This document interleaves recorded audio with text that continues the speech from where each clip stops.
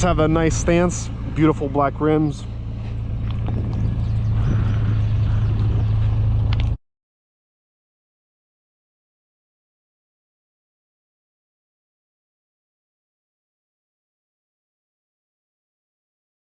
Welcome back, everyone. Today we have a 2016 Scion FR-S on our channel.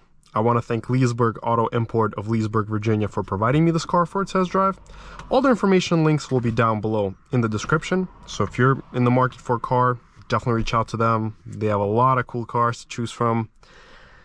As always, we're going to take a look outside and inside of the car, take it for a test drive. I'll share my impressions with you, and we will try to fit in some 0 to 60 Dragy tests as always. So let's fire her up.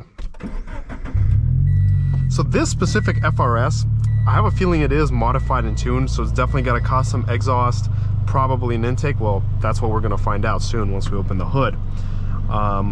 Possibly an ECU tune, I'm not sure, but it does move very quickly, and the suspension is definitely modded on this car. It's most likely lowered, has different shocks. All right, anyways, let's get started. It is so hot outside today. The weather is insane. It's over 100 degrees here in Virginia today. So it's definitely a very, very warm day. It does have a nice stance, beautiful black rims.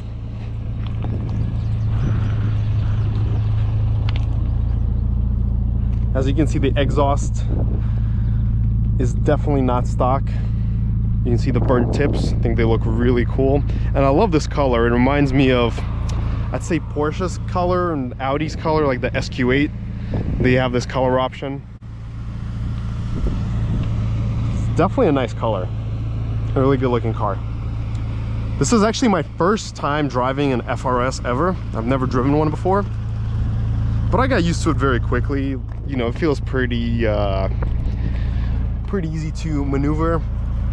Very straightforward on the controls. Everything's intuitive. I didn't have any issue figuring out what to do. Oh, and the soft closed doors, huh? I'm just joking. It actually doesn't have soft closed doors, but it did look like it had them. So we have the Toyota Subaru Boxer engine intake. Like I said, it's definitely not stock. I could tell right away. Let's see what else we got. Let's open up the trunk. Trunk. Oh, there we go. Boom.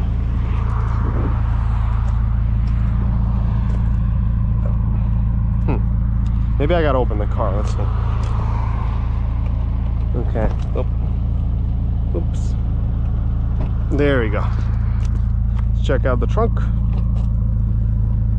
Well, the trunk is really tiny. Like, it's tiny. Maybe you will fit one suitcase in here in a shopping bag, like a grocery bag, and that's it. So don't expect, you know, to be fitting anything in here major. I like the way it sounds, so definitely a good sound. We also have the sporty pedals. Alrighty. Okay.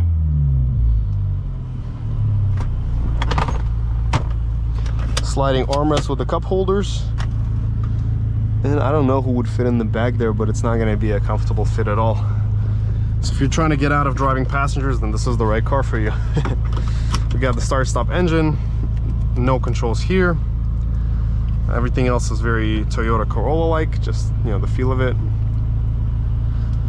And I do wonder if this paint is actually factory, because it does say FR-S RS 2.0 914 out of 1000. So this is some kind of limited edition, I assume. It does have a short shifter, so like I said, it definitely doesn't feel stock to me.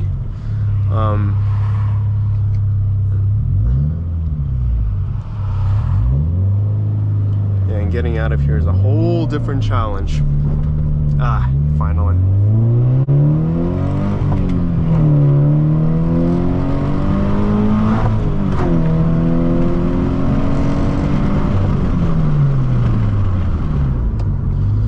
Nicely. Like, the acceleration actually feels good here. It's not turbocharged or anything, even though I think you could turbocharge it if you wanted to. So there isn't much torque down below. Nevertheless, once you're spinning out the engine, it does feel quite nice. So It doesn't feel slow to me at all. Actually feels like a quite relatively peppy car. Well, let's see the Dragy. Yeah, the Dragy's on, so it's about 1 mile off from the speedometer. So let's see what time it takes, how much time it takes to get this car from 0 to 60. 3, 2. All right.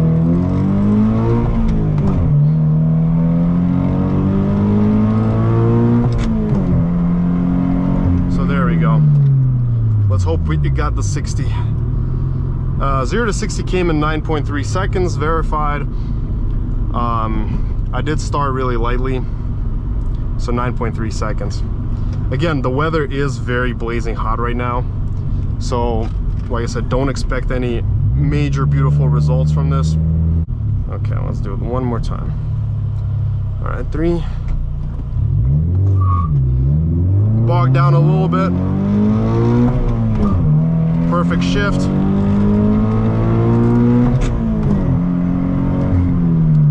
And let's see, 9.65 again. So 9.3 was the best, 9.6 is the average. So we're not getting any better results today.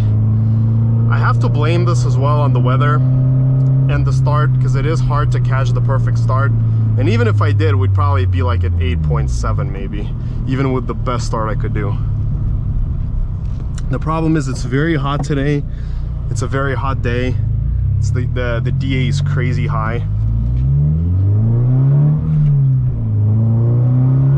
But let's forget about the 0 to 60 and just enjoy this great handling car. Because once you're moving, it does move really well. The exhaust is a little bit too loud for my taste, but it does sound good for a boxer. Excellent handling, right into the turn.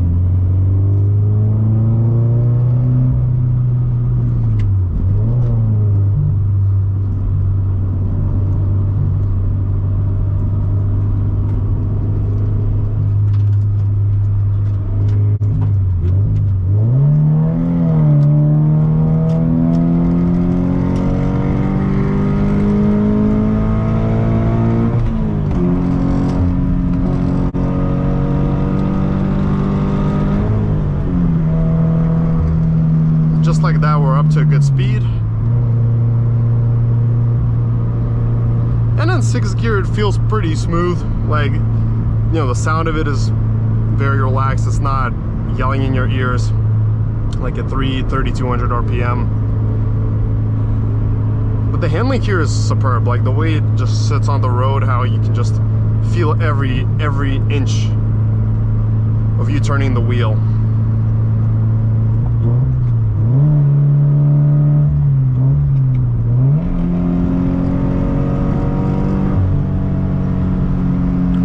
Definitely does get up and go.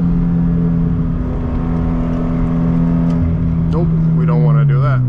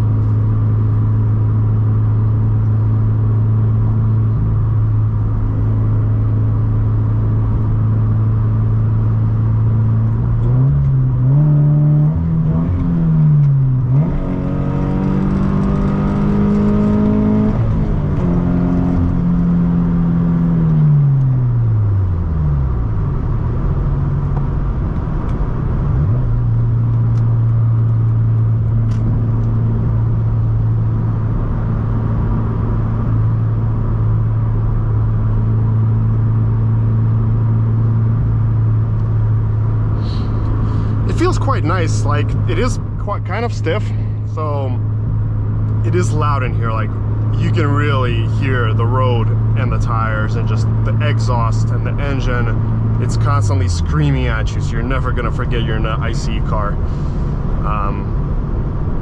You know, you can hear quite a good amount of wind noise here. There's no super duper soundproofing here.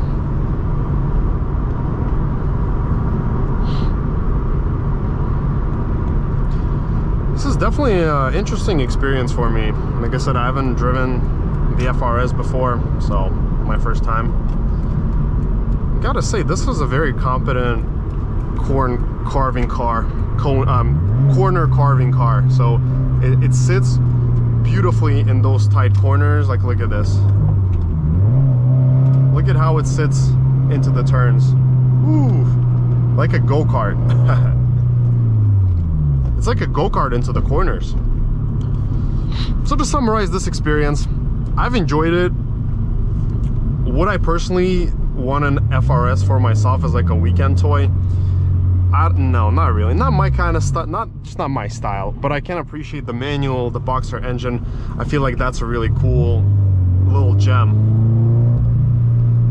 I do like the sound also. I think it's sporty, very sporty for a 4-cylinder. I do like it. It's a fun car.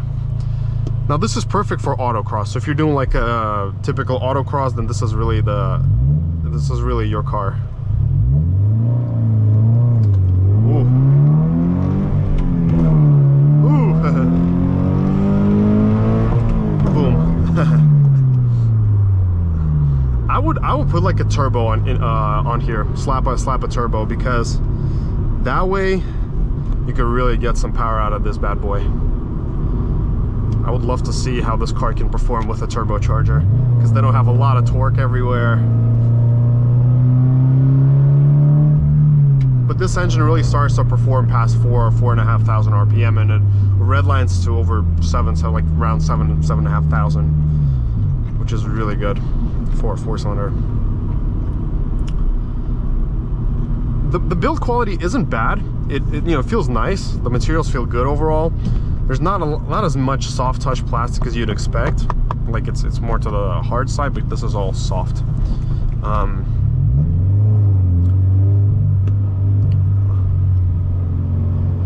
what else do we have? Yeah, everything is very intuitive, very easy laid out, very nicely. So it's nice and easy to figure this out, what you're doing. Overall, a great car. So if you're trying to get around town or have some fun on the back roads, I'd definitely say this is a very good option for you guys. So yeah, ladies and gentlemen, that's what we have for today.